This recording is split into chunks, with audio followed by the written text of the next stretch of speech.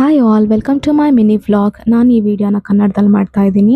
Actually ನನಗೆ 80 cup cakes order ಬಂದಿತ್ತು. ನನಗೆ ತುಂಬ ಬೇಕಾದವ್ರು ಆರ್ಡರ್ ಕೊಟ್ಟಿದ್ದು 10th ಸ್ಟ್ಯಾಂಡರ್ಡ್ ಫೇರ್ವೆಲ್ ಪಾರ್ಟಿ ಇದೆ ಅಂತ ಹೇಳಿದ್ರು. ಅದಕ್ಕೋಸ್ಕರ ಎಲ್ಲನೂ ರೆಡಿ ಮಾಡಿಕೊಂಡು so as a family long drive almost ಹೈದರಾಬಾದಿಂದ 1.5 ಅವರ್ ಜರ್ನಿ.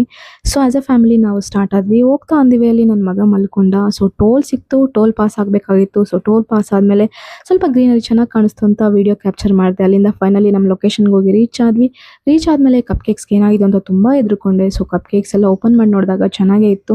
ಕೆಲವೊಂದು ರೀಸನಿಂದ ಮಕ್ಕಳು ವೀಡಿಯೋಸ್ ತೊಗೊಳಕ್ಕಾಗಿಲ್ಲ. ಸೊ ಅಲ್ಲಿಂದ ನಾವು ರಿಟರ್ನ್ ಆಗಬೇಕಾದ್ರೆ ನಮ್ಮ ಮಾವವ್ರ ಮನೆಗೆ ಹೋಗೋಣ ಅಂತ ನಾವು ಡಿಸೈಡ್ ಮಾಡಿದ್ವಿ.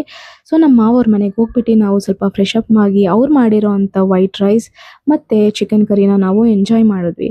ಚಿಕನ್ ಕರಿ ಆ್ಯಂಡ್ ರೈಸ್ ಅಂದರೆ ಯಾರಿಗೆ ತಾನೇ ಇಷ್ಟ ಇರಲ್ಲ ಹೇಳಿ. ಅದರೊಳಗೂ ನನ್ನ ಫೇವ್ರೆಟ್ ಚಿಕನ್ ಲೆಗ್ ಪೀಸ್ತು ನಾನು ತುಂಬ ಎಂಜಾಯ್ ಮಾಡಿದೆ.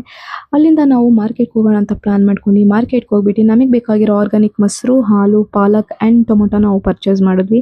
ಪರ್ಚೇಸ್ ಮಾಡಿ ಮನೆಗೆ ರಿಟರ್ನ್ ಹೋಗಬೇಕಾದ್ರೆ ಮತ್ತೆ ನಮಗೆ ಸೀನರಿ ತುಂಬ ಚೆನ್ನಾಗಿ ಅನ್ನಿಸ್ತು. ಸೊ ಅದನ್ನು ನಾನು ಕ್ಯಾಪ್ಚರ್ ಮಾಡಿದೆ. ಅದನ್ನು ನೋಡ್ಕೊತ ಎಂಜಾಯ್ ಮಾಡ್ಕೊತ ನಾವು ಮನೆಗೆ ಬಂದು ರೀಚ್ ಆದ್ವಿ. ಮನೆಗೆ ಬಂದು ರೀಚ್ ಆದಮೇಲೆ ಮಾರ್ಕೆಟಿಂದ ತಂದಿರೋಂಥ ಎಲ್ಲ ಐಟಮ್ಸ್ನ ನಾವು ಫ್ರಿಜ್ಜಲ್ಲಿ ಇಟ್ಬಿಟ್ಟು ಫ್ರೆಶ್ ಅಪ್ ಆದ್ವಿ. Thank you for watching.